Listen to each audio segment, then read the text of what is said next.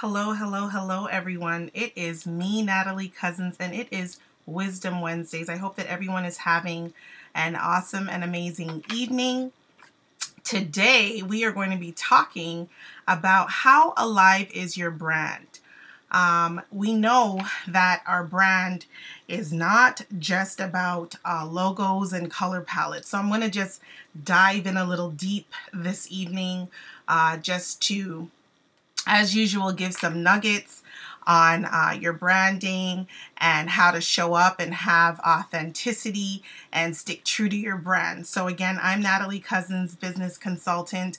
And as always, I am always uber excited to come on here and talk to you guys. So welcome, welcome, welcome everyone. And so as we are here and we're talking, and we know that branding, when you look at it, most people think of the colors and the logos. So when we look at these important elements, we think of people such as Coca-Cola or McDonald's, right? Those are the two brands. Hello, Randy, how are you? So those are the two big brands that come to mind when you think of how they've branded. I remember when I used to have my kids and they were younger, I could not drive past the Golden Arches without them even saying fries, right? So you would have thought that fries is the first word that they said instead of mommy, but it was all about the branding, right?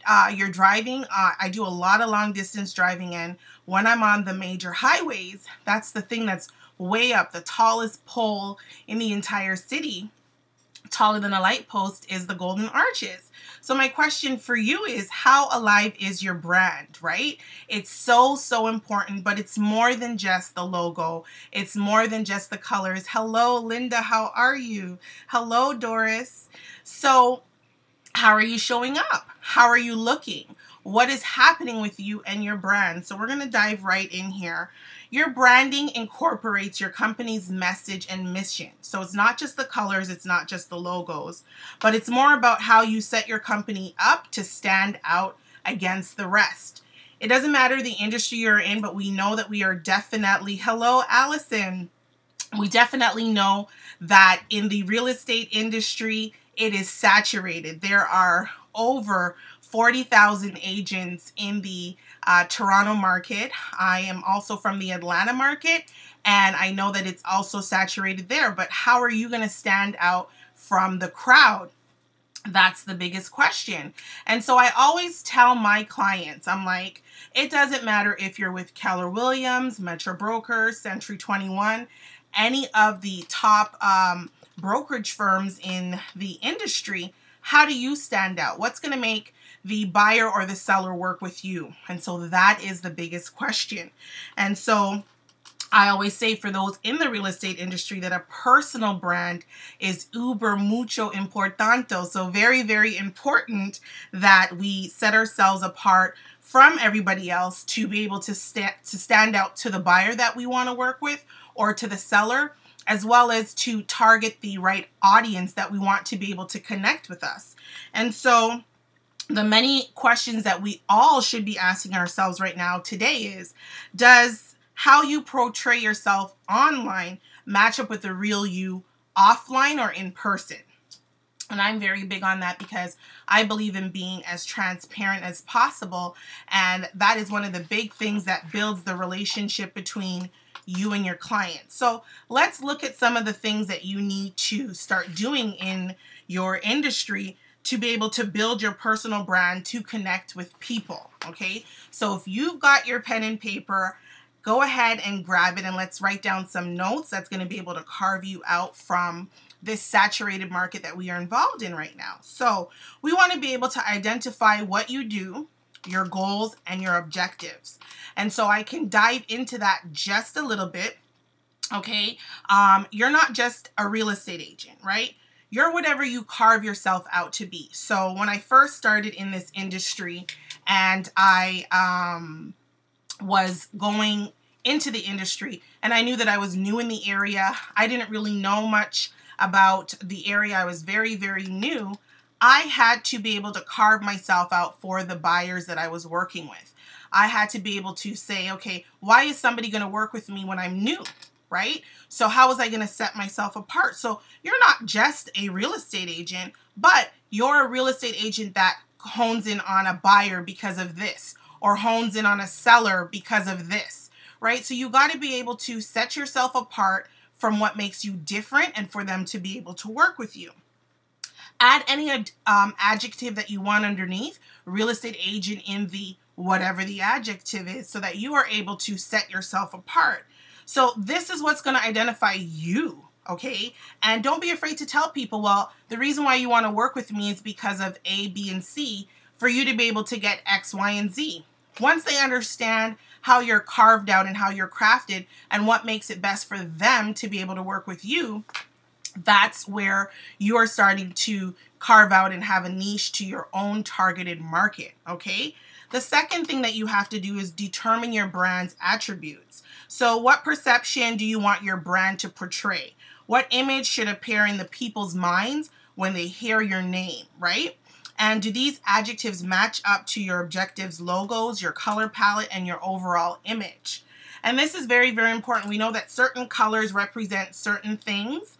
And at the end of the day, we know, for instance, if you are joining a brokerage firm that's red and white, okay, what is the culture of them, and what is the Kool-Aid of them? And now, okay, so you've joined them, you like the Kool-Aid that they're offering, but what are you going to do to make your Kool-Aid a little bit different, right? That's so much important for you to be able to do that. Secondly, thirdly, you have to also create a consistent online presence with your website, your blog, your social media platforms, your yard signs, any door hangers that you're going to be leaving, your business cards. So you don't want to have one image online in all your social media platforms, but then your card is something different. And so every brokerage firm or every compliance officer team, they're going to have rules to what your signage can say, rules to what your business cards have to say. Some brokerage firms or rules for the Board of Real Estate might say that the broker's number has to be prominent on the card. So you have to be able to carve yourself out, follow their rules, make sure that you're in compliant, but also we don't want your card to be cookie cutter to everybody else in the brokerage's firm, so you're not standing out, right? So that's very, very important. Your color palettes and headshots and logos are important and definitely play an important role in your online presence, but clear communication on your website. So if you're working with a web designer or if you're working with a social media manager, they need to understand the differences of the message that you're trying to do and how you're trying to carve yourself out from the rest. So it has to match how you show up offline. So if your brand has a certain colors when you're going to your meetings, make sure that you're always in your brand colors. Make sure that you are standing out and looking the way that you would online. And number 4, you got to bring your brand to life using video. So, I had a consultation early this morning. I was following up with one of my students, and she's a bit apprehensive of doing video.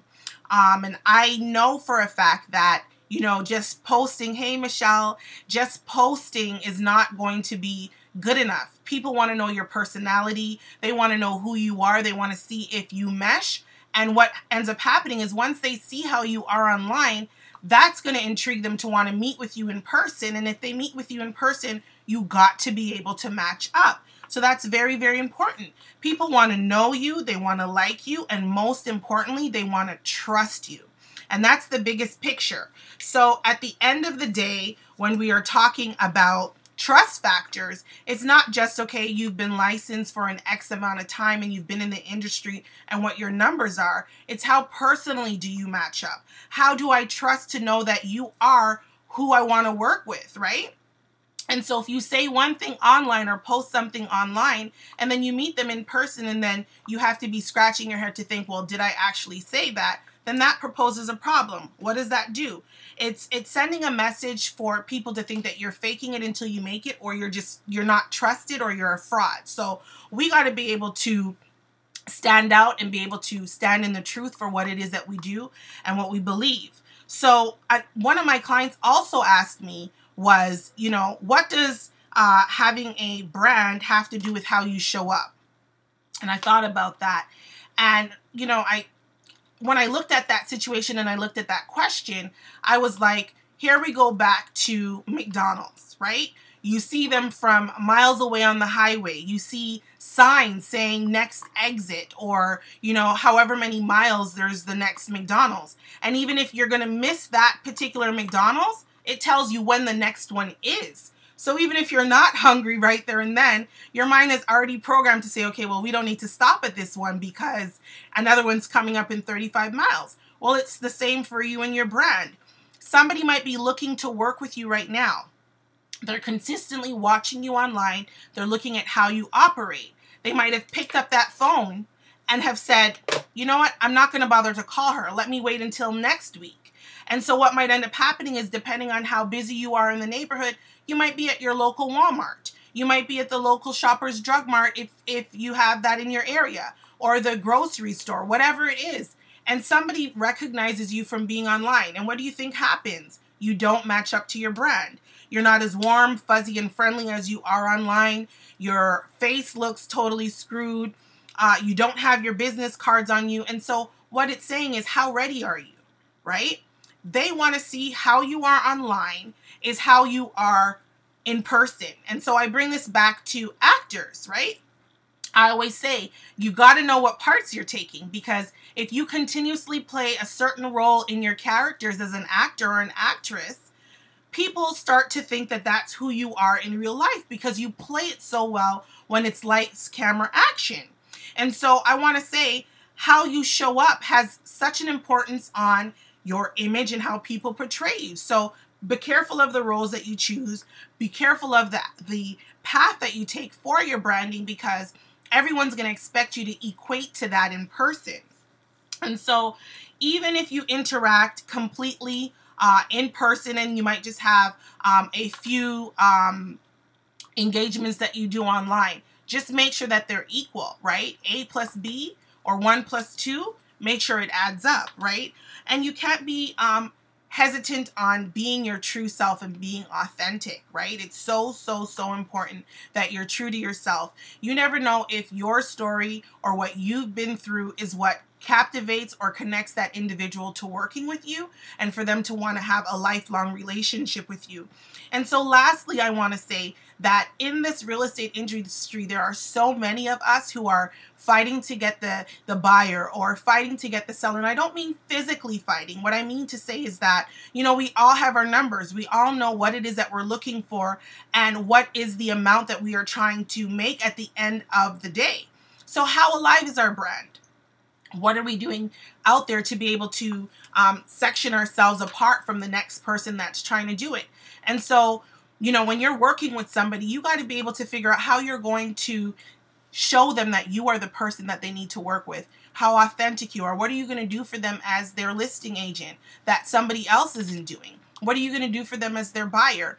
Look back at your past experience. Maybe you're coming from a different industry, and maybe you've learned something in that different industry that can help you to stand true to your brand today in the real estate industry.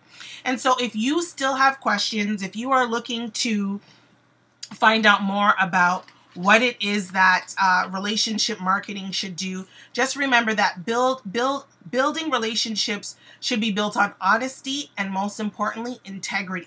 Okay? All of your branding elements should be in line. And so if you have more questions, if you're looking to find out more information, I do have the free webinars that I do at the end of every month. So next Wednesday, I have the free webinar, 5 simple ways to build relationships that's going to grow your business and your clients. I'm going to be discussing everything from interacting with your audience face to face, how to face your fears, and more tips on personalizing your brand. And so if you want to build relationships with the right community, simplify your marketing while focusing on the fun and easy side of your business, join me next Wednesday here on all of the live platforms. So Instagram, Facebook, Periscope, and YouTube Live, where I'll be able to do the webinar for you and you'll get some more juice. Now, for those of you that do register early, you'll also get the worksheet. So I'll post the link for the registration so you can get the worksheets to follow along on the webinar. But until then, direct message me, Contact me if you want to do a discovery call, if you have a clarity session or a question that you want to clarify. I also have the clarity sessions. Again, I am Natalie Cousins. I am uber excited to always jump on here every Wednesday night at 8 p.m. Eastern Standard Time. Go ahead and don't forget to like, don't forget to subscribe, and more importantly, don't forget to share. It's been an awesome and amazing night, guys. You guys enjoy the rest of your evening, and I'm Natalie Cousins. See you next week. Bye-bye.